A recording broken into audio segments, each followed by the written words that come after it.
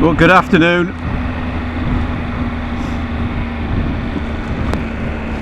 We're doing a little test today of some new kit,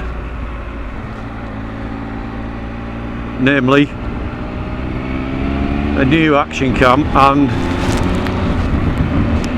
a voice recorder. I was running with a Sena 10C fitted to the lid, which is a fairly new setup from Sena. It's been out about a year or two now, I suppose. And on the face of it, it's a great bit of kit. It's there's an action cam, Bluetooth intercom, radio, all built into one. You can listen to music on there, speak to a pillion passenger, other riders, answer phone calls, do all sorts with it really. I wasn't overly impressed with the sound, I have to admit. I think I may have been using the wrong mic. I was using a boom mic, but in any case, that's gone. And I was going to do without an action cam on the bike for a bit, but I was browsing the internet as you do, and came across cheap versions of the old GoPro. Obviously they're not to everybody's taste. For a start, the GoPro style cameras are not to everybody's taste, as I'm aware, because if you're going to helmet mount them, you're left with a couple of options really in the main, which is either side of your lid or on the top.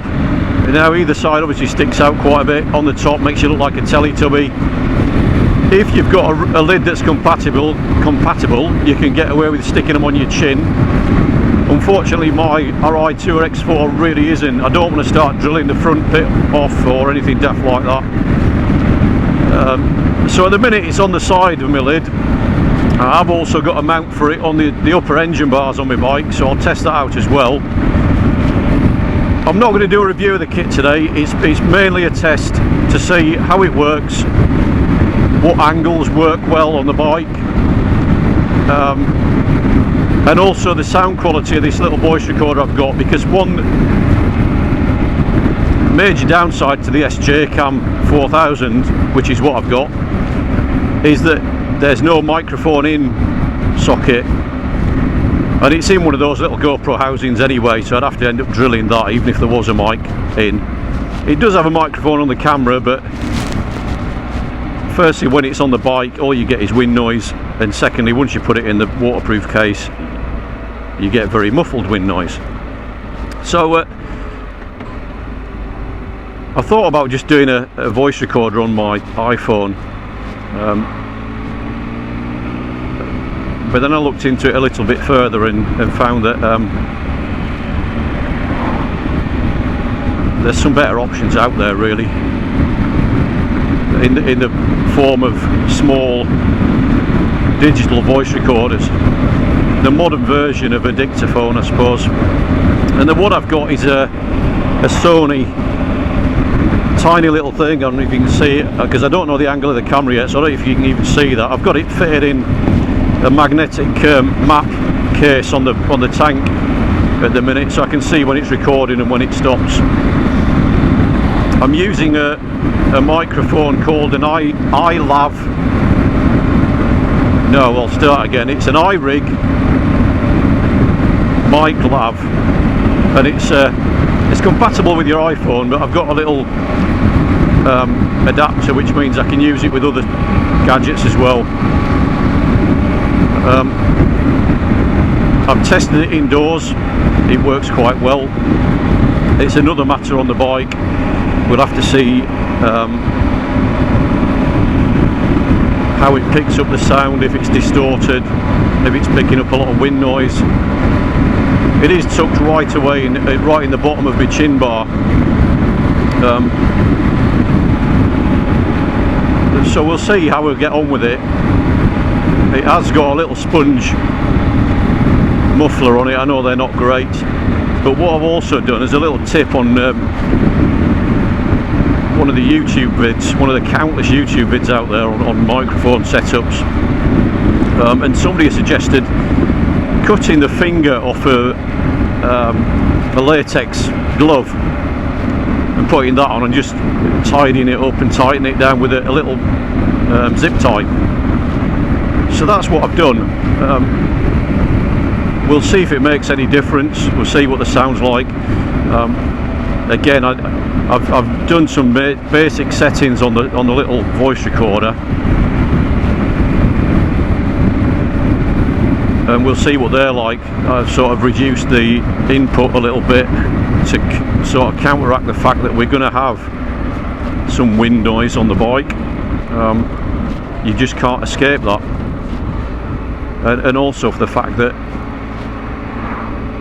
I'm probably not alone in this, but when you do ride along on a bike, because of the wind noise or the fact that you might have earplugs in, it's a natural thing to raise your voice because you want to be able to hear your own voice.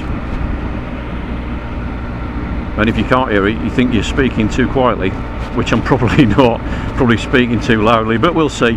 It's all an experiment. I'll see how it goes when I get back.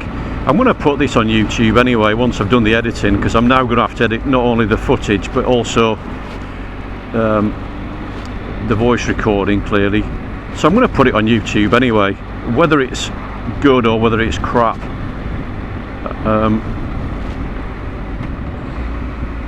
And we'll just have a little see what it's like, and you know, the SJCAM cost me 40 quid, so if I don't like it, I've not lost a great deal. I can probably sell it for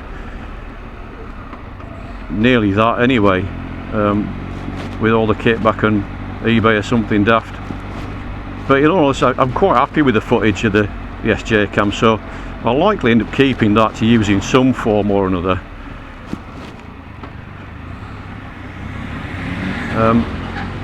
Even if I end up, dear me, even if I end up just using footage and overlaying it with music or something when I'm on the bike, or using it as a spare camera when I'm out shooting, I can then set up a camera at the firing point and also a camera down by the target. Because one thing I found on the ammo tests I've done on some of my other videos is I can't do both.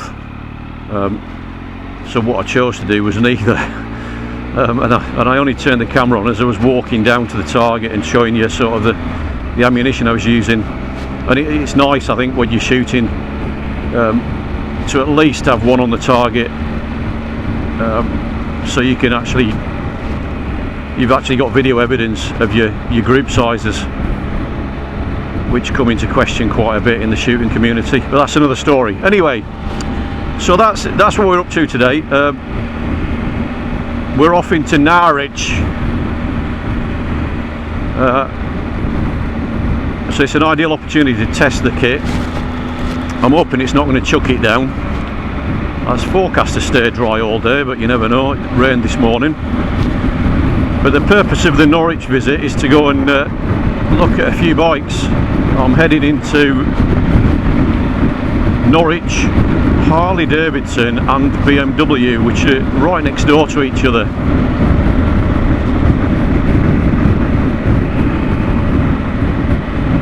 We're going to see what they've got in, but more importantly we're going to see what they're offer on a trade-in on the Explorer. It's not something I'd planned.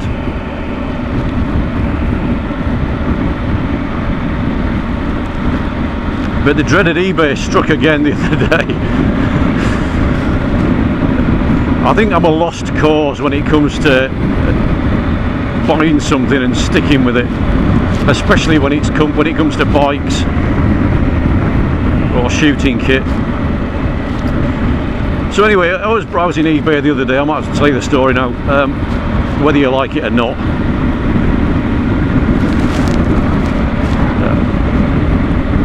And I ended up looking at Triumph Scramblers again. which for those who've seen my other videos know how much I love the Triumph Scrambler. I had one before, customised it from scratch.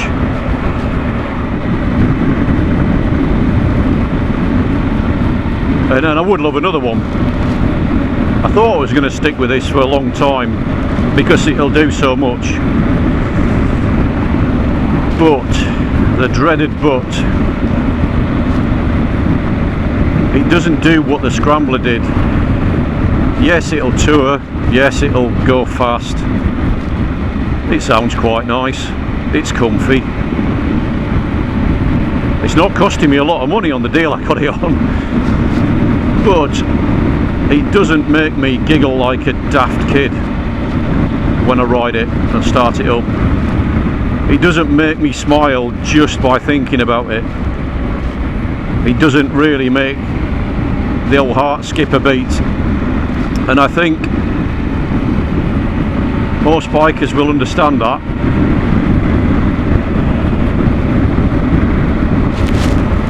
I'm very lucky in that I've got a great bike. You know, don't get me wrong, I consider myself really lucky that I've got this bike. And if I don't change it, if it's not possible to do a deal, then it's not the end of the world for me. I'm not unhappy with the Explorer. It's just missing that little extra that the Scrambler offered, and I know that I've probably said it before, the Scrambler won't do what this will do in terms of carrying luggage and stuff like that. But I think as far as camping trips go, all it'll take is a little bit of thought and planning, and the Scrambler will carry what I need it to carry. And the one I looked at has already been customised, and it happens to be customised pretty much to my taste, so I haven't got that to go through again. Not that I minded customising it, but you get the best of both worlds, I think, if you find one that's already done, because when you customise a bike, you're never going to get that, the amount you put into it, you're never going to get that back completely, so you're always going to lose a bit of money, and that benefits whoever buys it second hand. You know, whoever bought my Scrambler second hand benefited, because of the fact that you're talking about an £8 bike brand new, and I'd spent the best part of £2 doing it up, and it certainly didn't pay that much for it.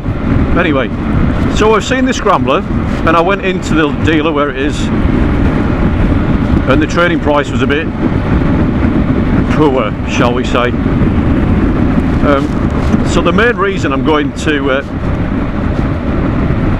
these garages today is to get other trading prices, just to compare and see if my current dealer, the one I've been back to 3 times now, is taking the piss a little bit. And you know, if it turns out that BMW or Harley are going to offer me £1,000 more than the local Triumph dealer do, then I can go back to Triumph and use that argument a little bit. It might help, it might not, but we'll see. But I'm certainly not going to take the offer that is given for the Explorer. Not with at least without trying to get it improved a little bit. And I think if another dealer offers you that improvement, then you've got a bit of ammo to go back to the one where there's a bike you really want. So but that said,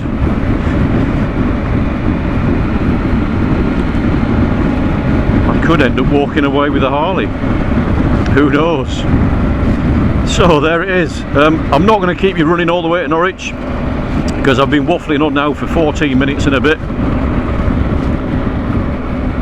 I'll stop the recording. I might stick the camera onto the upper engine bar on the return journey, do another little short one, and see how that looks. I know the angle from the engine bar is quite good, it's not a bad vantage point, and it doesn't look as daft as when it's on the side of your lid.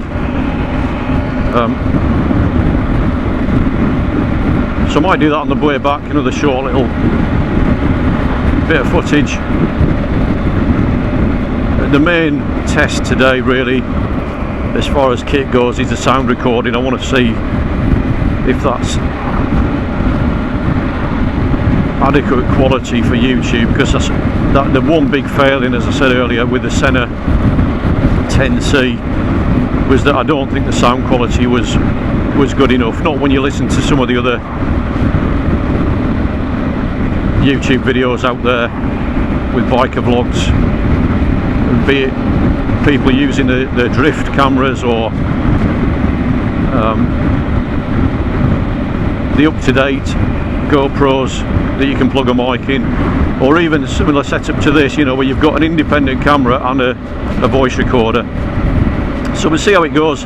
I'll leave it there for now. We'll get it uploaded later tonight, and I might let you know how we get on at the shops on the way back. Take it easy, ride safe, thanks for watching.